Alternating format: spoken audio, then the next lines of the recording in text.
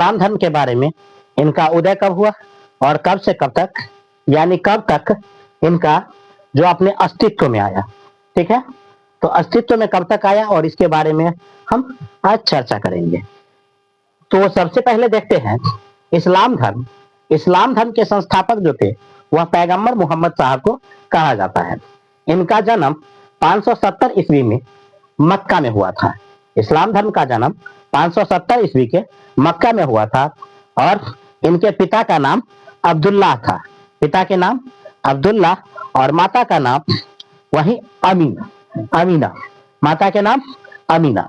अब्दुल्लाह पिता का नाम, माता के नाम अमीना और पत्नी के नाम खदीजा, जो कि एक विधवा औरत थी। उनसे इन्होंने क्या किया था, विवाह किया था, जो 25 वर्ष के अवस्था था। इनका अवस्था 25 वर्ष की अवस्था में, यानी यूं कह लीजिए 25 वर्ष की अवस्था में 25 वर्षीय, यहां लिख सकते हैं आप 25 वर्षीय विधवा औरत से इनका विवाह हुआ था, जिसका नाम खदीजा थी और पुत्री का नाम फातिमा। इनके पुत्री का नाम क्या था, फातिमा। और जो दामाद बना उस दामाद का नाम अली था। ठीक, इनको ज्ञान की प्राप्ति 610 ईस्वी में हुआ था। कहा, जो हीरा नामक गुफा में हुआ था, जो वर्तमान के मक्का में स्थित है। वर्तमान के कहा स्थित है, मक्का में। अब यूं कह लीजिए तो हज यात्रा, मुस्लिम धर्म में जो हज यात्रा होता है वह मक्का से मदीना तक के समवत में माना जाता है, यानी साल में माना जाता है। समवत मतलब साल। ठीक है, मोहम्मद साहब कुरान शिक्षा का उपदेश दिया था। इस जो धर्म ग्रंथ आगे चलकर क्या बन गया, धर्म ग्रंथ। कुरान शिक्षा का उपदेश दिया जो आगे चलकर क्या बन गया, एक धर्म ग्रंथ बन गया। अब कहता है मृत्यु, तो मृत्यु कब, तो 632 ईस्वी में इनकी मृत्यु हुई थी। 632 ईस्वी में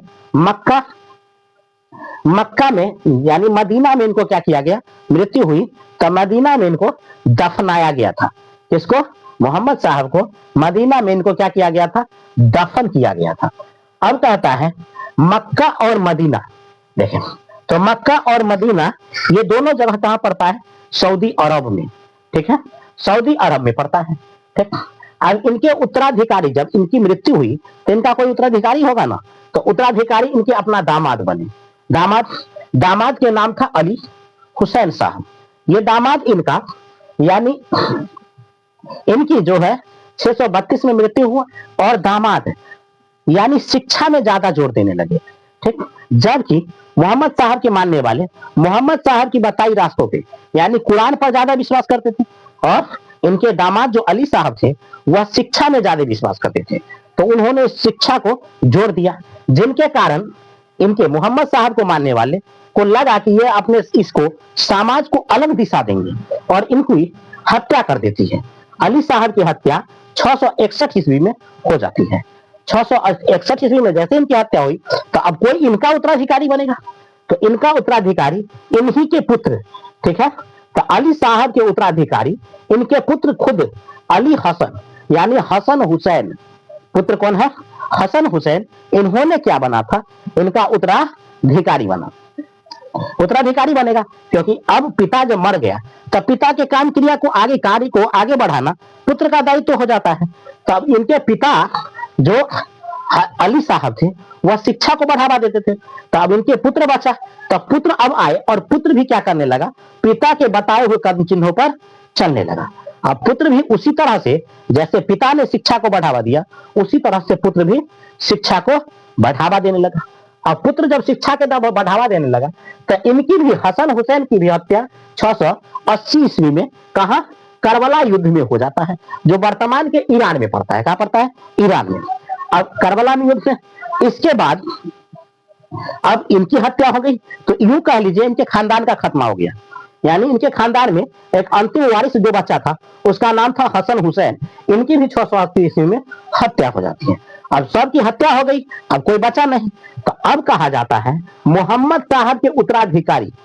अब इनके जो उत्तराधिकारी बचेगा, अब तो कोई बचा नहीं, अब जो उत्तराधिकारी बचेगा वो क्या कहलाएगा, तो उत्तराधिकारी जो बचा उसे क्या कहा गया, खलीफा कहा गया। उत्तराधिकारी को क्या कहा गया, खलीफा। इस खलीफा पद का अंत 1924 में, 24 तक खलीफा पद चला, लेकिन 25 में इनका खात्मा हो, 25 में इस पद को समाप्त कर दिया गया। ठीक है, और यह खलीफा पद का अंत कब हुआ? 1925 में मुस्तफा कमाल पाशा, एक मुस्तफा कमाल पाशा ने आया और उन्होंने क्या किया? खलीफा पद को अंत कर दिया। ठीक, इसके बाद कहता है मोहम्मद साहब का जन्म। मोहम्मद साहब का जब जन्म हुआ तो इनके जन्म दिवस के रूप में हम लोग क्या मनाते हैं? जन्म दिवस के रूप में ईद ए उन मिलाद नबी है। क्या है? ईद ए मिलाद उन तबी, यह दिवस के रूप में मनाया जाता है, जो क्या है? और इसमें कहता है इस्लाम धर्म का प्रमुख दिवस के रूप में जो होता है, इस्लाम धर्म का प्रमुख दिन कहिए, दिवस कहिए, दिन, तो यह शुक्रवार होती है। ठीक है, तो शुक्रवार। अब कहता है मोहम्मद साहब, मोहम्मद साहब की जो मृत्यु, मोहम्मद साहब की मृत्यु के बाद मुस्लिम धर्म का बंटवारा हो गया। अब कहेगा मुस्लिम धर्म को कोई कोई और मानता था, मुस्लिम धर्म तो था लेकिन इसका बंटवारा होने लगा। अब बंटवारा किस प्रकार हुआ? देखिए, जैसे इनके पुत्र, इनके दामाद और नाती को जो मानने वाले थे वह शिक्षा में जोर देने लगे, और जो मोहम्मद साहब को मानने लगे वह मोहम्मद साहब के बताए हुए काम यानी पद चिन्हों पर चलने लगा, तो जो कुरान को मानने लगे। तो कुछ ऐसे मुस्लिम हैं जो कुरान को मानते हैं और कुछ ऐसे मुस्लिम हैं जो शिक्षा को मानते हैं। तो जो शिक्षा को माने वह शिया कहलाए और जो कुरान को माने वो सुन्नी कहलाए। तो सुन्नी धर्म के जो लोग होते हैं वह किसको? मोहम्मद साहब को मानते हैं और वह कुरान में विश्वास करते हैं, जबकि शिया धर्म के जो लोग होते हैं वह कुरान में विश्वास नहीं बल्कि शिक्षा में विश्वास करते हैं। ठीक है, तो इसलिए मुस्लिम धर्म का बंटवारा दो भागों में बांटा गया, दो धर्म, तो एक बना सुन्नी और दूसरा बना शिया। अब देखिए, सुन्नी समुदाय के लोग, सुन्नी समुदाय का जो था विश्वास वह मोहम्मद साहब थे। ठीक, जबकि शिया समुदाय का जो विश्वास था वह अली मानते थे। शिया समुदाय शिक्षा को मानते थे, जो अली को मानते थे। अली के मानने वाले ही लोग क्या बने? शिया बने, और जो मोहम्मद साहब को मानने वो सुन्नी बनकर रह गए। हालांकि अभी भी समाज में शिया और सुन्नी है और इसका विवाद है, लेकिन शिया समुदाय के मेजोरिटी कम है और सुन्नी समुदाय के मेजोरिटी ज्यादा है। अब आगे आ जाते हैं, भारत के लोग जो पश्चिम में, भारत के कहाँ है? दुनिया के प्रत्येक मुस्लिम समुदाय इबादत करती है मक्का और मदीना के तरफ अपना मुख को खोल करके, मुख को रखते हैं। क्यों? क्योंकि मक्का सऊदी अरब में है और सऊदी अरब के चारों बगल से जो देश, जैसे अमेरिका में कोई दो लोग मुस्लिम है समुदाय, तो वह लोग क्या करेंगे? पूरब के तरफ अपना मुख करके अपनी इबादत करेंगे। भारत में जो है वो पश्चिम के तरफ अपना मुख करके इबादत करते हैं। या इटली, जर्मनी, फ्रांस, रोम, इस समय जो है तो वो सब क्या करेंगे? दक्षिण के तरफ। या अफ्रीका में जो लोग हैं वह उत्तर के तरफ, तो अपना मुख करके क्या करते हैं? इबादत करते हैं। तो इस तरह से कह लीजिए दुनिया भर में जहां भी मुस्लिम है, सिर्फ मक्का और मदीना मुस्लिम धर्म के लिए पवित्र तीर्थ स्थल में से माना जाता है। अब क्या कहते हैं? इनके यानी समवत माना गया है मुस्लिम धर्म में एक साल 300। अगला देखते हैं पहले। तो भारत के लोग पश्चिम में जो पश्चिम की तरफ मुख करके अपना नमाज पढ़ते हैं या जो भी इबादत करते हैं, मक्का की ओर से दिशा को, मक्का की ओर से दिशा को क्या कहते हैं? किलाब कहते हैं। ठीक है, किलाब। अब नमाज की जो दिशा होती है उसे पश्चिम के तरफ क्या किया जाता है? पढ़ा जाता है। नमाज की दिशा पश्चिम के तरफ। और हिजरी संवत के अनुसार यानी मुस्लिम कैलेंडर के अनुसार क्या कहा गया? 354 दिन का एक वर्ष यानी 12 माह का होता है। 12 महीना में कितने दिन होते हैं? 354 दिन। जबकि अंग्रेजी कैलेंडर के अनुसार 365 दिन होते हैं, और अगर लीप ईयर ठहरा तो वो 366 दिन का हो जाता है। ठीक है, अब कहते हैं इस्लाम धर्म का अनिवार्य कर्तव्य। इस्लाम धर्म में 5 गो अनिवार्य कर्तव्य को बताया गया है। दिन भर में कुछ करिए या ना करिए, लेकिन 5 वक्त आपको क्या करना होगा? नमाज पढ़ना होगा। 5 वक्त का नमाज आपको पढ़ना होगा, यह मुस्लिम धर्म में दिया गया है। पहला नमाज क्या है? फजर का। पहला नमाज पढ़ना है फजर का, जोहर का, असर का, मगरिब का और ईशा का। ये 5 वक्त का नमाज मुस्लिम धर्म में दिया गया है। इसके बाद मुस्लिम धर्म में दिया गया है क्या, जकात। जकात भी दिया जाता है। और ये जकात जकात जो है यह सबसे ज्यादा लोग दान करते हैं ना, तो उस महीना का नाम होता है, कथी कहते हैं, रमजान। सॉरी, हाँ, रमजान के महीना। रमजान के महीना में लोग ज्यादा से ज्यादा जकात बांटते हैं। जकात बांटने से क्या होता है, देखिए, कहता है कि जितने भी आपने गुनाह किया है और अगर जकात बांट देते हैं तो वह गुनाह आपका क्या हो जाता है, माफ हो जाता है। तो मुस्लिम धर्म के अनुसार जकात देना रमजान के महीने में नेकी कमाने जैसा कार्य होता है। बाकी दिन करे या ना करे वो तो उनके पर निर्भर है, लेकिन मुस्लिम धर्म रमजान के महीना में कुछ ना कुछ जकात जरूर बांटते हैं। और दिन बांटना तो दूर, दूसरे को हड़पना चाहते हैं। और दिन में बांटना तो दूर की बात सही, दूसरे का संपत्ति को हड़पना चाहते हैं, दूसरे के प्रॉपर्टी को हड़पना चाहता है। लेकिन रमजान के महीने में कम से कम नेक काम करते हैं, जो कुछ गरीबों को बांटते हैं। बेशक रमजान जैसे खत्म हुआ, जितना दिए हैं उसे दुगुना वसूल ले, लेकिन रमजान के महीना में क्या करते हैं, वो कुछ न कुछ बांटने का काम करते हैं। ठीक है, तो ये आपको समझ में आया होगा यहाँ तक। और इसके आगे जो है अब हम अगले वीडियो में पोस्ट करेंगे। तब तक, यानी मुस्लिम धर्म का विस्तार भारत में कब से हुआ, और मीर कासिम था जो मात्र 18 साल के उम्र में भारत में टपा था और राजा ताहिर सेन को हराया था। और इसके बाद भारत में आया था, जजिया कर लगा के चला गया था।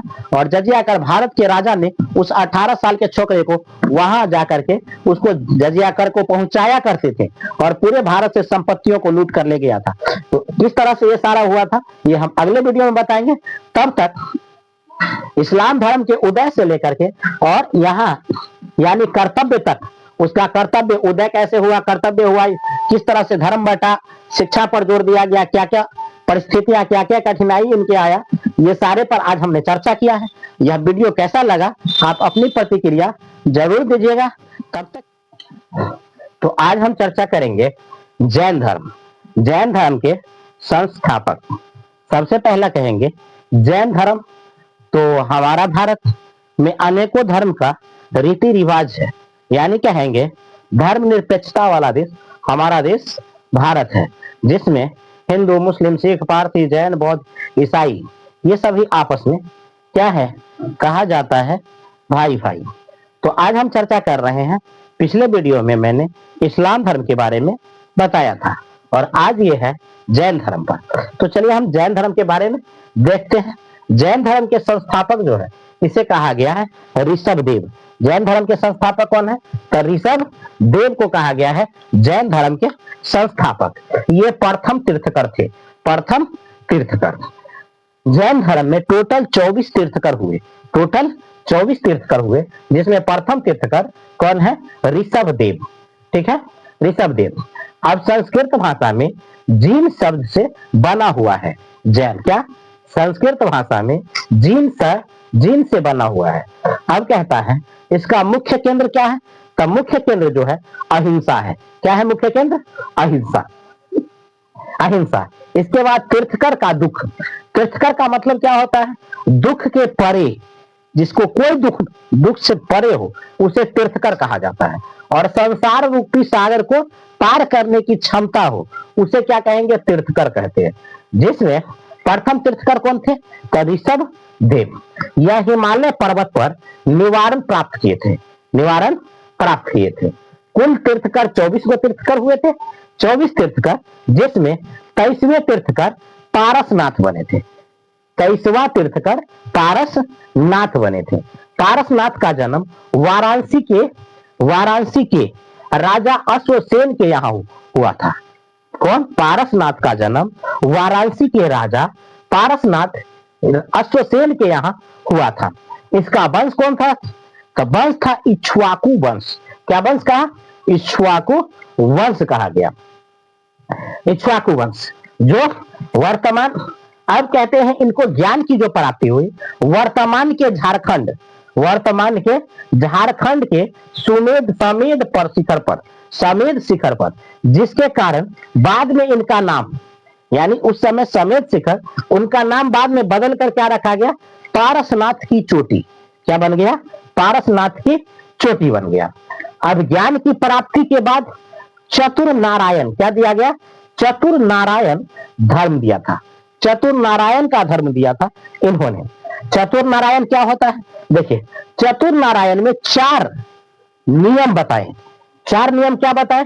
पहला ने कहा झूठ न बोलना, मतलब व्यक्तियों को अपने जीवन काल में हमेशा सत्य बोलने की प्रेरणा दी और कहे थे। अगला कहा धन का संग्रह न करना। धन का संग्रह न करना मतलब अपरिग्रह।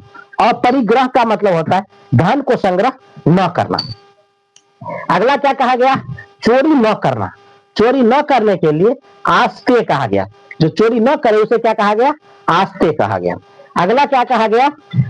हिंसा न करना। हिंसा मतलब किसी की हत्या नहीं करना, तो हत्या न करना उसे अहिंसा कहा गया। तो ये चारों नियम किसके द्वारा? तो पारसनाथ के द्वारा दिया गया था। अब अगला कहता है जैन धर्म के 24वें तीर्थकर, और इसको अंतिम तीर्थकर भी कहा गया। 24वें तीर्थकर या अंतिम तीर्थकर, जिसे महावीर स्वामी कहते हैं। हम लोग बैसाख की पूर्णिमा को महावीर जयंती मनाते हैं, ठीक। इनके जन्मदिन पर, महावीर धर्म के जन्मदिन, महावीर स्वामी के जन्मदिन पर हम बैसाख की पूर्णिमा को महावीर जयंती के रूप में मनाते हैं। जैन धर्म के वास्तविक संस्थापक महावीर स्वामी को ही कहा जाता है। ये वास्तविक संस्थापक हुए, ठीक है, इनको वास्तविक संस्थापक कहा गया। अब आगे देखते हैं। महावीर स्वामी के पिता का नाम क्या था? सिद्धार्थ। महावीर स्वामी के पिता का नाम सिद्धार्थ थे।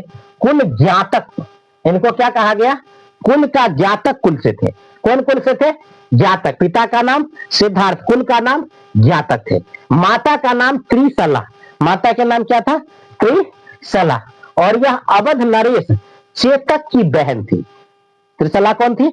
अवध के नरेश चेतक की बहन थी। और इनके बड़े भाई, महावीर स्वामी के बड़े भाई का नाम क्या था? नंदी वर्मन था। नंदी वर्मन, और ये महावीर स्वामी के बड़े भाई थे। बचपन का नाम क्या था? वर्धमान। किसके बचपन का नाम? तो महावीर स्वामी के बचपन का नाम वर्धमान था। वर्धमान। अब कहता है इनका जन्म 540 ईस्वी में। कब? 540 ईस्वी पूर्व, ईसा पूर्व, ईस्वी से पहली ही, ठीक है। इसलिए हम 2025 में जी रहे हैं, और 2025 में, अभी 2025 में, लेकिन 500 ईस्वी पूर्व यानी 2000 से शुरुआत हुआ, वही से 540 ईस्वी पहले की है, ठीक है। ये इनका जन्म पूर्व वैशाली के निकट कुंडल ग्राम में हुआ था। वैशाली के निकट ग्राम का नाम कुंडल ग्राम, वहां इनका जन्म हुआ था। पत्नी का नाम क्या है? यशोदा। किनके पत्नी का नाम? तो यानी इनके पत्नी का नाम क्या था? यशोदा। पुत्री के नाम, महावीर स्वामी के पुत्री का नाम क्या पड़ा? प्रियदर्शनी। प्रियदर्शनी यानी इसको एक और नाम से जानेंगे तो उसे कहा गया अनोजना। अनोजया, जना कहा गया अनोजा। अब इसके दामाद का नाम क्या बना? जमाली। दामाद कौन थे? दामाद बने जमाली। महावीर स्वामी यह 30 वर्ष के आयु में अपना बड़का भाई से ऑर्डर लेकर के या आज्ञा लेकर के अपने घर को त्याग कर दिए। कहा अब इस राजपाट को आप संभालिए, हम कहां जाते हैं? जंगलों में, ठीक है। यानी हम कहां जाते हैं? तपस्या करने के लिए। तो अपने बड़े भाई से आज्ञा लेकर के और वो कहां चले गए? अपने कर्तव्य या जीवन पथ पर आगे चल गए। 30 वर्ष की आयु में बड़े भाई से आज्ञा लेकर गृह को त्याग किए, घर को त्याग कर दिए थे। और इन्होंने कठोर तपस्या कर किए 12 वर्ष तक। 30 वर्ष की आयु में घर त्यागे, अब 12 वर्ष तक तपस्या किए, तब तक आयु इनका हो गया 42 साल। इसके बाद इनको ज्ञान की जो प्राप्ति हुई, ज्ञान की प्राप्ति, तो जाम्भिक ग्राम, गांव का नाम क्या था? जाम्भिक। और वरगद के वृक्ष, वृक्ष कौन सा था? वरगद के वृक्ष, क्योंकि एक वृक्ष बरगद का ही वृक्ष है जो सालों साल और सबसे लंबा अवधि जीवन काल तब बरगदे के वृक्ष का होता है। बरगद कहिए या पीपल कहिए, इन दोनों वृक्ष का आयु बहुत लंबी होती है। तो इनके विचरण की ज्ञान की जो प्राप्ति हुई थी बरगद वृक्ष के, ठीक है। इसके बाद कहा गया वरगद वृक्ष, इसके बाद बरगद का वृक्ष था और नदी का नाम था, तो उस नदी का नाम था रिजु सलिका। रिजु सलिका, नदी का नाम क्या था? रिजु सलिका कहिए। नदी कौन था? रिजु सलिका। यह नदी ठीक, जिस नदी के किनारे यह ज्ञान की प्राप्त किए थे उस नदी का नाम था ऋजु सलिका। ज्ञान के प्राप्ति के बाद व्यक्ति, ज्ञान की प्राप्ति जब हो जाता है, इनके बाद व्यक्ति को क्या कहा गया? केवल, कैवल्य कहा गया। कैवल्य मतलब ज्ञान के, जिसको ज्ञान का प्राप्त हो चुका हो।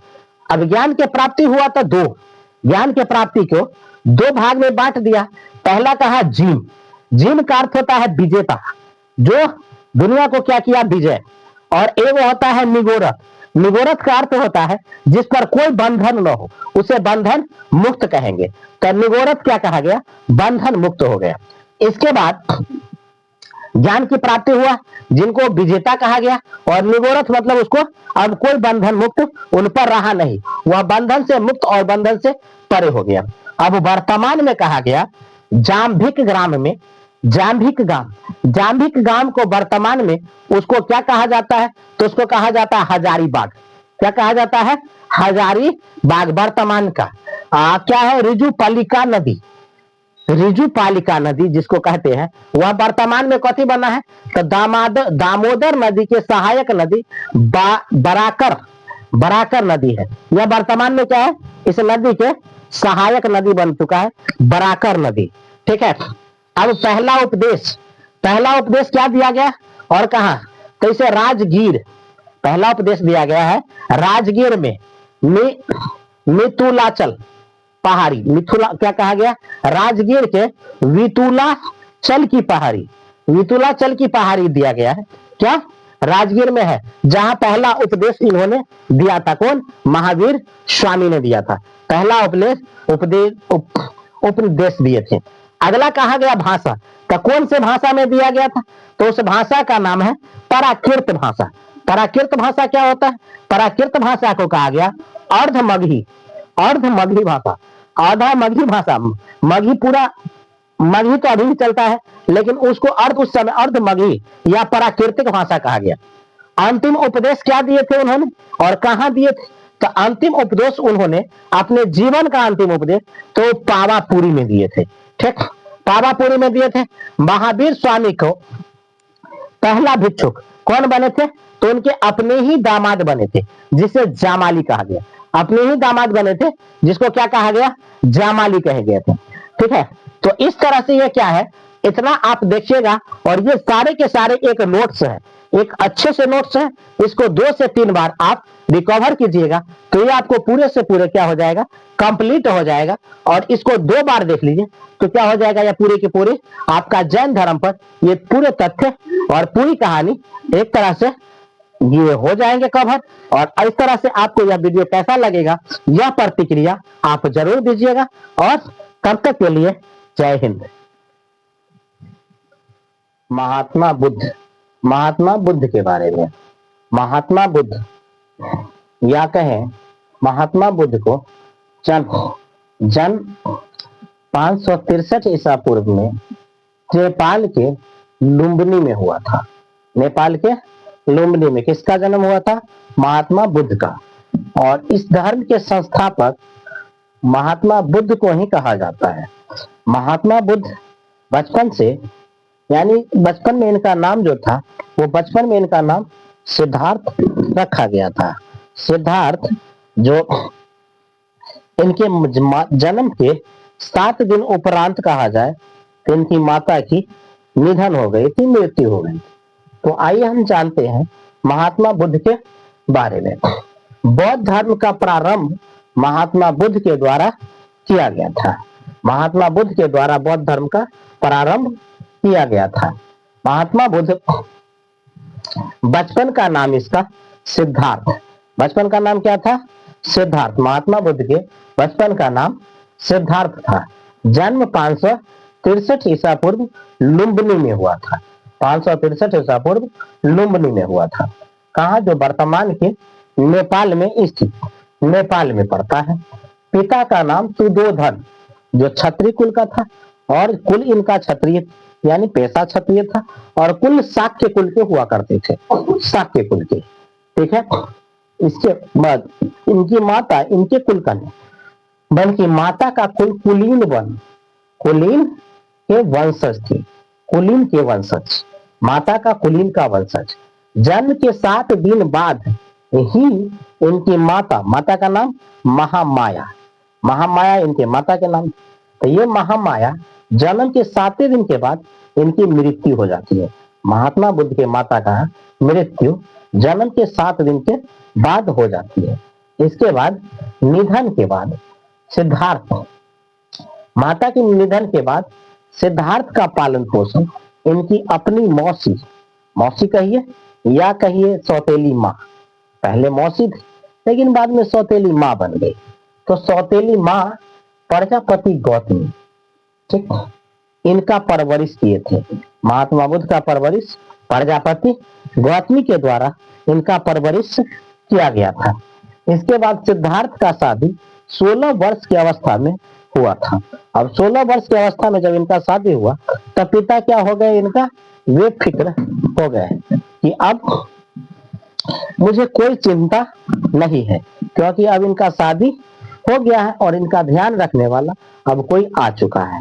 तो अब इनके पिता इनसे अब क्या हो गए, अब निफिक्र, एक तरह से कहा जाए कि अब इनको कोई टेंशन नहीं रहा, क्योंकि इनके अब इनको फिक्र करने वाला इनकी पत्नी आ चुकी थी। इसके बाद पत्नी कौन थी, तो इनका 16 वर्ष के अवस्था में शादी हुआ यशोधरा नामक अति सुंदर महिला थे। उस समय की बहुत खूबसूरत महिला हुआ करती थी यशोधरा, इनसे इनका विवाह हुआ था। विवाह कुछ दिन पश्चात इन्हें एक पुत्र की प्राप्ति हुआ। पुत्र का नाम रखा गया राहुल। राहुल, महात्मा बुद्ध ने कहा राहुल का अर्थ होता है रास्ते का सबसे बड़ा कांटा, यानी यह राहु है।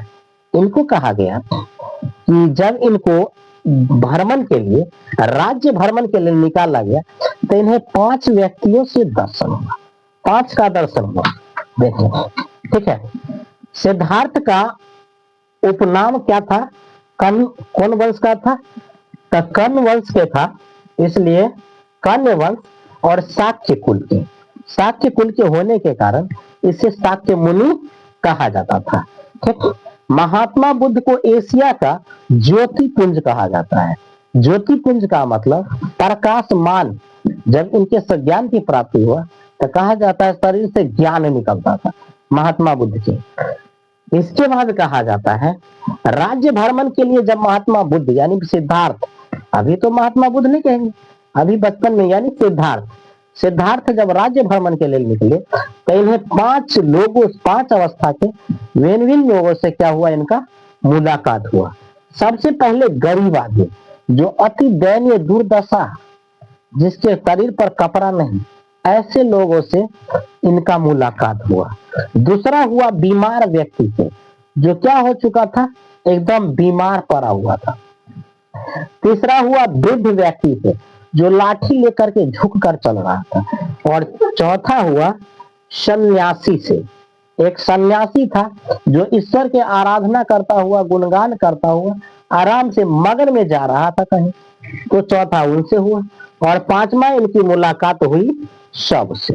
एक शव रास्ते में आ गया जिनसे इनकी मुलाकात हुई और बार बार अपने सारथी से पूछता था कि वह कौन है। गरीब का मतलब समझाया इनके साथ, इसके बाद बीमार व्यक्ति का मतलब समझाया इनके साथ, फिर वृद्ध कौन होता है, क्यों होता है, कैसे होता है और वृद्ध का मतलब क्या होता है, इनके बारे में इनके सारथी ने समझाया। फिर कहा सन्यासी ये कौन है, इनके बारे में इनको सारथी ने समझाया। इसके बाद सब के बारे में सारथी ने इनको समझाया। इनमें सबसे ज्यादा महात्मा बुद्ध का जो व्यवहार लगा वह सन्यासी का व्यवहार लगा और उन्होंने अपने मन में विचार किया कि हमें अब सन्यासी बनना चाहिए। ठीक। महात्मा बुद्ध जब वहां से घर लौटे, विचार में डूबा ही था, उन्हें एक पुत्र की प्राप्ति हुआ। उस पुत्र का क्या कहा, जैसे वह विचार में डूबा था तभी उसकी दासी जो होता है, पहले वह दासी आता है कि महाराज आपको पुत्र रत्न की प्राप्ति हुई है। इस बात पर वह बेखबर या बेसुध पड़ा था कि क्या होगा भविष्य, और मेरे रास्ते का सबसे बड़ा ये राहु आ गया। अपने पुत्र को उन्होंने राहु बताया था, लेकिन उसकी दासी को यह सुनाई दिया कि महाराज ने इसका नाम राहु नहीं राहुल रखा है, और वो जाकर के हल्ला कर दिया कि महाराज ने इसका नाम राहुल रखा है। और उसका नाम उस समय क्या पड़ गया, राहुल पड़ गया। ठीक है, लेकिन महात्मा बुद्ध ने इसका नाम राहु बताया था कि जिंदगी का सबसे बड़ा मेरा राहु यही है, मेरे जिंदगी को घेरने वाला, रोकने वाला, और मैं अपने पथ पर आगे बढ़ूंगा। इसके बाद अपने पति से आज्ञा लेकर के वह जंगल की ओर चल देता है। ठीक है, सन्यासी जीवन के लिए गृह का त्याग इन्होंने 29 वर्ष के अवस्था में, कितने वर्ष में, 29 वर्ष की अवस्था में सन्यासी का यानी कर देता है, अपने घर का त्याग करता है। महात्मा बुद्ध को गृह त्याग को महाविनिष्कर्म, घर के त्यागने को क्या कहा गया, बौद्ध धर्म में महाविनिष्कर। इसका मतलब होता है कि गृह से कोई मतलब नहीं, जिसको हम सन्यासी कहते हैं या विनिष्कर कहते हैं। और धर्म में, सनातन धर्म में इसको सन्यासी कहा जाता है, लेकिन इस धर्म में उसे महाविनिष्कर कहा गया, जो घर को त्याग करता है, घर से जैसे मतलब नहीं होता है। इसके बाद क्या कहा गया, आलार कलाम के द्वारा इन्होंने संख्या दर्शन वैशाली में दिया था, और रुद्र कर्म के योग इन्होंने दर्शन राजगीर में दिया था। कहाँ दिया था, राजगीर में दिया था। कौन, तो सिद्धार्थ ने। अब क्या कहा, महात्मा बुद्ध के 5 गो मित्र, 5 गो, यह सिद्धार्थ अपने मित्र को लिया और कहा चल दिया, वन के तरफ। वन के तरफ जैसे गया तो इन्होंने सारनाथ में मृगदावन, क्या दिया, सारनाथ में मृगदावन में 6 वर्ष की कठोर तपस्या में लीन हो।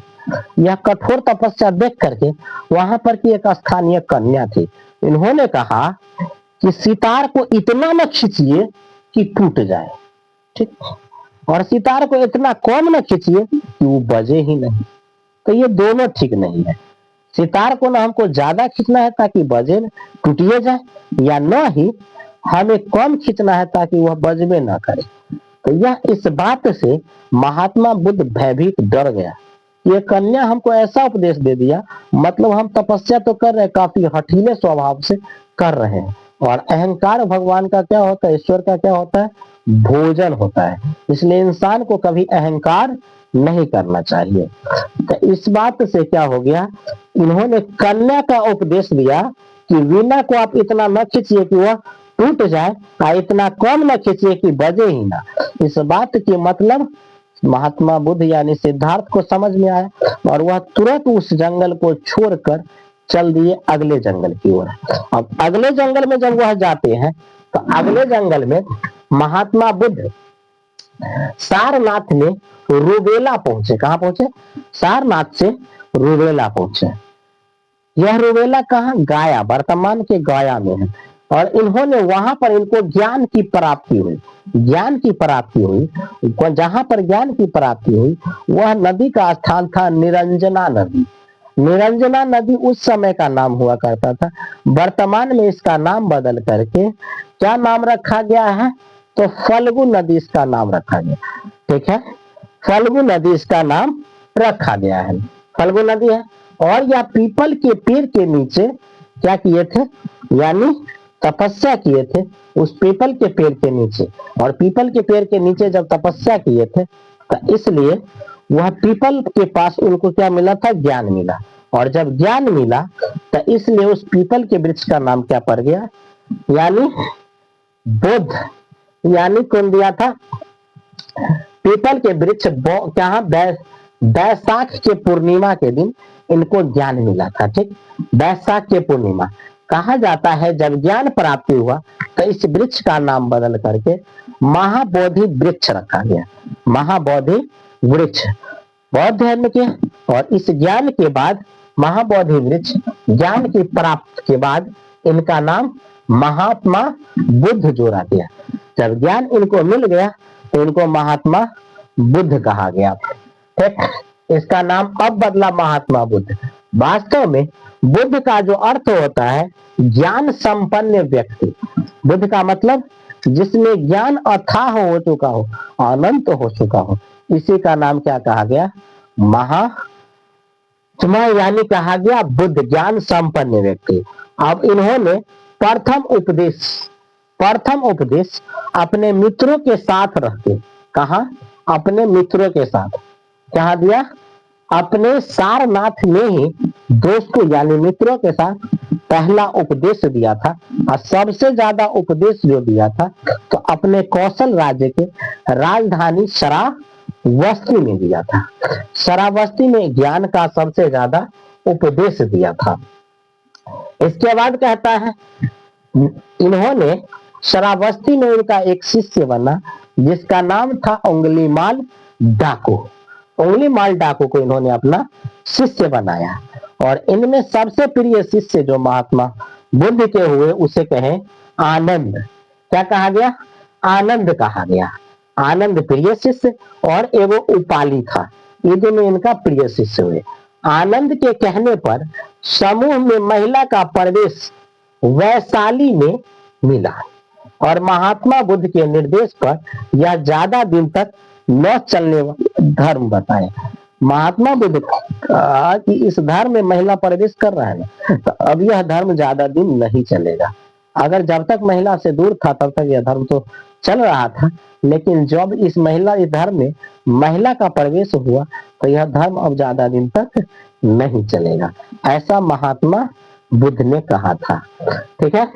महात्मा बुद्ध बौद्ध धर्म अपनाने वाला सबसे प्रथम महिला और अपनी सौतेली माँ प्रजापति गौतमी थी और द्वितीय महिला कौन थी?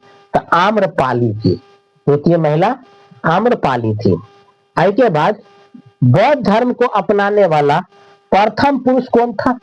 तपस्यु। तपस्यु कहा गया पहला पुरुष। और द्वितीय पुरुष को मत्यु कहा गया। क्या कहा गया? मत्यु कहा गया। अब देखिए महात्मा बुद्ध ने क्या कहा? महात्मा बुद्ध मेरा पहला उपदेश जो कौन किसके अनुसार? महात्मा बुद्ध के अनुसार कहा कि मेरा उपदेश जो होगा वह अंधविश्वास नहीं है। मैं जो कह रहा हूं कोई अंधविश्वास नहीं कह रहा हूं। मैं जो कह रहा हूं तर्क का आधार कह रहा हूं। मैं जो भी कहूंगा वो क्या इस पर आधारित होगा? तर्क पर आधारित होगा, महात्मा बुद्ध ने कहा। ठीक। और इन्होंने 4 सत्य वचन कहे। 4 गो सत्य वचन कहा। 4 सत्य वचन में कहा कि संसार में दुनिया दुख से भरा हुआ है। संसार में सबसे ज्यादा अगर कुछ है तो केवल और केवल दुख है, सुख तो है ही नहीं। क्योंकि इंसान सुख में भी दुख का अनुभव करता है और जब बार बार दुख का अनुभव करता है तो गॉड कहता है इतना सुखी था तब यह दुख का अनुभव किया तो अब इसको दुख प्रदान करते हैं, शायद इसमें वह सुख का अनुभव करे। तो इसीलिए गॉड उसको, जो इंसान हमेशा सुखी रहता है और उसको कहता है कि दुख यह बहुत ज्यादा दुखी है, इसलिए गॉड उनको अब दुख देने वाला है। और जब गॉड दुख देता है तब कहता है कि अब तुम्हारे भाग्य में सुख आया है। जब तक वह सुखी है तब तक क्या समझा इंसान कि मुझे बहुत ज्यादा कष्ट है, मैं दुख में डूबा जा रहा हूं। तब गॉड उनको क्या देता है? अब जब तक वह तो सुख दिया था, गॉड अब उसको दुख प्रदान करता है। और जब दुख प्रदान करता है तब वह क्या करता है? तब कहता है वास्तव में हमें पहाड़ टूट पड़ी है जिंदगी पर और इस दुख का कारण भी इंसान खुद ही होता है। इन्होंने क्या कहा था? देखिए, सभी दुखी, सभी को दुख का कोई ना कोई कारण आवश्यक है। सभी दुख का कोई ना कोई कारण आवश्यक है। दुखी होने का कोई ना कोई कारण होगा तभी तो इंसान दुखी होगा, अन्यथा इंसान दुखी नहीं होंगे। और कहा इंसान को दुखी होने का सबसे बड़ा कारण क्या होता है? उनकी इच्छा, उनकी कामना, उनकी लालसा, उनकी चाहत सबसे ज्यादा होता है। क्योंकि अगर जीवन को सुख रखना है तो सुख सच्चाई में होता है, आनंद महसूस करने की होती है। लेकिन इंसान को क्या कहा कि इंसान की इच्छा ही उनका दुख का सबसे बड़ा कारण होता है। यह महात्मा बुद्ध ने कहा था। इसके बाद कहता है इच्छा पर नियंत्रण पाया जा सकता है जो दुख के निपटा सकता है। अगर हम अपने इच्छा पर काबू कर ले तो शायद हमारे जिंदगी में क्या होगा? अब दुख नहीं रहेगा।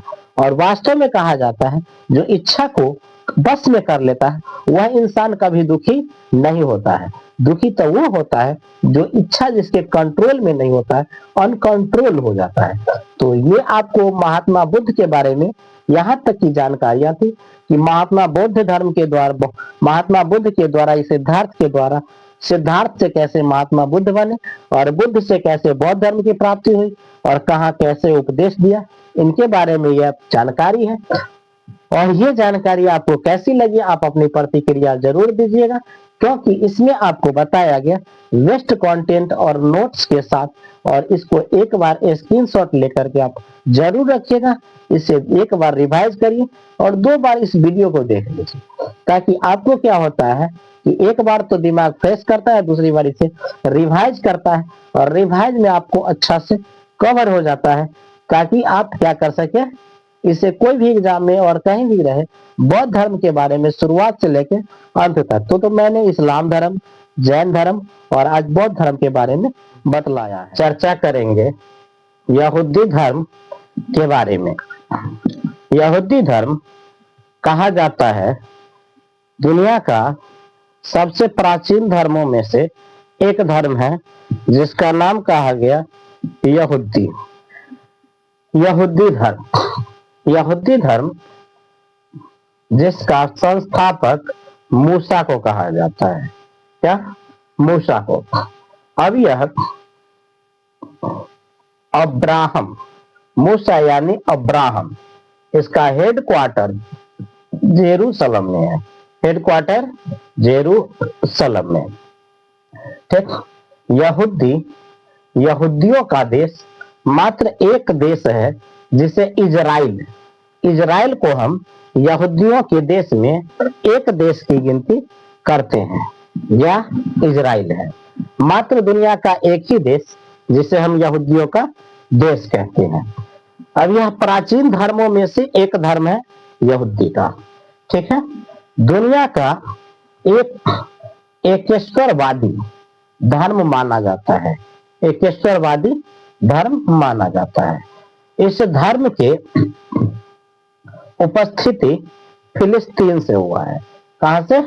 फिलिस्तीन से। धार्मिक स्थल इसका क्या है? सिनेगोर है। यहूदी धर्म का धार्मिक स्थल को सिनेगोर कहा जाता है। ठीक। इस धर्म का प्रमुख पुस्तक या ग्रंथ कहिए का क्या है? तोरह ओल्ड टेस्टामेंट या मूसा संहिता। इसे तोरह ओल्ड टेस्टामेंट कहते हैं या मूसा संहिता कहते हैं। ठीक। और इसके बाद कहा गया इस धर्म का प्रमुख त्योहार में से जो आता है यह क्या है? तो योम किपुर इस धर्म का त्योहार है। इसके बाद रोश हसाना और क्या है? फसह। ये 3 धर्म यानी 3 त्योहार इनका धार्मिक त्योहार है। ठीक। यह धर्म ईसाई और इस्लाम से मिलता जुलता धर्म है। ठीक। इसके बाद इस धर्म के पवित्र दिन शनिवार होता है। इस धर्म का प्रमुख दिन शनिवार होता है और मेजॉरिटी में यह धर्म की संख्या बहुत कम देखने को मिलता है, लेकिन ज्ञानी और प्राचीन धर्मों में से एक है। ज्ञानी और प्राचीन धर्मों में से एक है ये धर्म। तो ये क्या है? यहूदियों के बारे में। यहूदी के बारे में इतिहास में ज्यादा कुछ चर्चा नहीं की गई है। ठीक। अब आइए आगे देखते हैं। तो दुनिया का सबसे ज्यादा आबादी वाला धर्म जिसे हम ईसाई धर्म के नाम से जानते हैं। चलिए, तो ईसाई धर्म के बारे में आज हम जान लेते हैं। देखिए, ये हमारा ईसाई धर्म है। क्या? ईसाई धर्म। ठीक। ईसाई धर्म, इनके संस्थापक ईसा मसीह। ईसाई धर्म के संस्थापक कौन है? ईसा मसीह को ईसाई धर्म के संस्थापक कहे जाते हैं। ईसा मसीह अब कहता है जेरूसलम, ईसाई धर्म, इनके माता का नाम मेरी कॉम, संस्थापक कौन? ईसा मसीह, स्थान कहाँ? बेथलेहम, बेथलेहम, और यह कहाँ पड़ता है? जेरूसलम में। जेरूसलम में ईसा मसीह का जन्म हुआ था। गांव का नाम बेथलेहम ईसा मसीह के। ठीक है, इसके बाद यह ईसाई धर्म के संस्थापक थे। ठीक, माता का नाम मैरी, माता का नाम मैरी, और पिता का नाम इनका जोसेफ। ईसा मसीह के पिता का नाम जोसेफ थे। ठीक, ये पिता के नाम जोसेफ। ईसा मसीह का जीसम, ईसा मसीह का मतलब होता है जीसम, जीसम। ठीक, इनका प्रमुख ग्रंथ बाइबिल है, जो 800 ईस्वी में सबसे पहले पुस्तक की छपाई हुई थी। सबसे पहला पुस्तक छापे जाने वाली पुस्तक वो बाइबिल था। ठीक, इसके बाद धार्मिक पूजा स्थल, ईसाई धर्म का जो धार्मिक पूजा स्थल होता है उसे हम चर्च कहते हैं। क्या कहते हैं? ईसाई धर्म के धार्मिक पूजा स्थल को चर्च कहा गया। प्रमुख शिष्य, इनका प्रमुख शिष्य कौन था? एडस। प्रमुख शिष्य एडस और पीटर, जो कि पेशा से क्या था? मछुआरा था। यह मछली मारने वाला मछुआरा था। एडस और पीटर्स, ये दोनों क्या थे? ईसा मसीह के शिष्य थे। प्रथम शिष्य कहा लो, ईसा मसीह जाति से बढ़ई जाति के थे, बढ़ई जाति से बिलोंग करते थे। ठीक है, बढ़ई मतलब कारपेंटर। ठीक, ईसा मसीह के पिता, ईसा मसीह यानी इस मसीहा का मतलब क्या होता है? ईसा मसीह, मसीहा का मतलब होता है परम पिता परमात्मा के पुत्र। परम पिता परमात्मा के पुत्र को मसीहा कहा जाता है इस धर्म, तो यही मसीहा। इसके बाद विश्व का सर्वाधिक आबादी वाला धर्म तो कौन था? ईसाई धर्म। यह दुनिया में सबसे ज्यादा आबादी ईसाई धर्म की है अभी वर्तमान में। इसके बाद इस धर्म की उत्पत्ति फिलिस्तीन से हुआ, जहां से यहूदी का उत्पत्ति हुआ वहां से इसका भी उत्पत्ति हुआ है, फिलिस्तीन से। इनका प्रमुख दिन रविवार है, अतः ईसाई धर्म कैलेंडर के अनुसार ही हम लोग रविवार को छुट्टी का दिन मनाते हैं। ठीक है, रविवार को ईसा मसीह के जन्मदिन के रूप में हमने क्रिसमस डे मनाते हैं।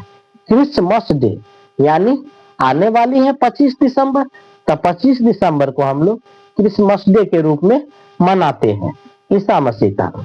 इसके बाद कहते हैं ईसा मसीह को, ईसा मसीह का शिष्य जो भारत आया था वह अपने ईसाई धर्म के प्रचार प्रसार के लिए, और वह केरल राज्य में उतरा था, केरल राज्य में, और उसका नाम क्या था? Saint Thomas. सेंट थॉमस जो भारत आया था, ईसाई धर्म के प्रचार प्रसार किया था। सेंट थॉमस कौन थे? सेंट थॉमस ईसाई धर्म के प्रचार प्रसार करने वाले कौन थे? सेंट थॉमस थे। ठीक, ये इसके बाद कहा गया सेंट थॉमस थे। ईसाई धर्म का धार्मिक प्रमुख कौन थे? तो इनका धार्मिक प्रमुख को पोप कहा जाता है। धार्मिक प्रमुख को पोप कहा जाता है। ईसाई धर्म के धार्मिक प्रमुख को क्या कहा जाता है? पोप कहा जाता है। इसके बाद कहा गया ईसाई धर्म, ईसा मसीह द्वारा चुना गया व्यक्ति 12 अनुयायी थे। और ईसाई धर्म को 2 पार्ट में बांटा गया। एक का नाम कैथोलिक और दूसरा का नाम प्रोटेस्ट, ये 2 थे। ईसाई धर्म को 2 पार्ट में बांटा गया, पहला का नाम कैथोलिक और दूसरा का नाम प्रोटेस्टेंट। अब इनका मृत्यु जो हुआ था ईस्टर या पुनर्जन्म, मृत्यु को ईस्टर पुनर्जन्म के रूप में मनाया जाता है। जन्मदिन को हम क्या मनाते हैं? इनके जन्मदिन को क्रिसमस डे के रूप में मनाते हैं, जबकि निधन जिस दिन इनकी मृत्यु हुई थी उसे हम गुड फ्राइडे के रूप में मनाते हैं। ठीक, इसके बाद इनका प्रमुख ग्रंथ जो है वह बाइबिल है।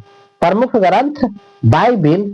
बाइबिल को दो पार्ट में बांटा गया है। एक का नाम ओल्ड टेस्टामेंट, एक का नाम ओल्ड टेस्टामेंट और दूसरा का नाम न्यू टेस्टामेंट, यानी ओल्ड टेस्टामेंट और न्यू टेस्टामेंट कहा गया।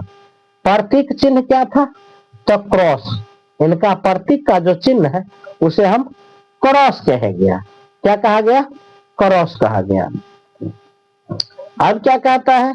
इनके शर्त, यानी शर्त है सर पर सूली पर जो चढ़ाया गया, सूली पर जो चढ़ाया गया सूली पर, उनको क्या, किसके द्वारा? तो उसे कहा गया रोवन पीटरसन के द्वारा। रोमन गवर्नर पीटरसन, जिन्होंने ईसा मसीह को सूली पर चढ़ा दिया गया था। तो आज हमने बात किया कौन कौन धर्म के बारे में? तो एक यहूदी धर्म और दूसरा ईसाई धर्म। आज हमने दो धर्मों पे बात किया है और ये दो धर्मों का ये नोट्स इस प्रकार दिया गया है, जिसे आप एक बार रिकवर कर सकते हैं, पढ़ सकते हैं। और इससे क्या है, कोई ईसाई यहूदी धर्म से कम आते हैं, लेकिन साक्षरता के कारण इनका स्थान भी बन जाता है। लेकिन ईसाई धर्म से तो भर भर के क्वेश्चन आता है, बहुत ज्यादा क्वेश्चन अगर पूछा जाता है कॉम्पिटिटिव एग्जाम में, तो ईसा मसीह से बहुत ज्यादा क्वेश्चन पूछी जाती है। और इसके बाद में क्या करना है, इस वीडियो को आप जरूर देखिए, पढ़िए और इसके बारे में नोट्स को इकट्ठा कीजिए, क्योंकि कोई भी एग्जाम क्रैक करने के लिए हथियार ये नहीं होता है कि आप कितना पढ़ते हैं, हथियार ये होता है कि आप नोट्स कैसे बनाते हैं, नोट्स बनाने का तरीका आपका क्या है और नोट किस तरह से बनता है। नोट्स अगर कंप्लीट है तो समझिए आप आसानी से कोई भी एग्जाम को क्रैक कर सकते हैं। और क्या कहता है, इसीलिए कहा जाता है labour never not goes out, परिश्रम इंसान की कभी बेकार नहीं जाती है। तो इंसान को हमेशा क्या करते रहना चाहिए? परिश्रम करते रहना चाहिए। तो यह वीडियो आपको कैसा लगा, आप अपनी प्रतिक्रिया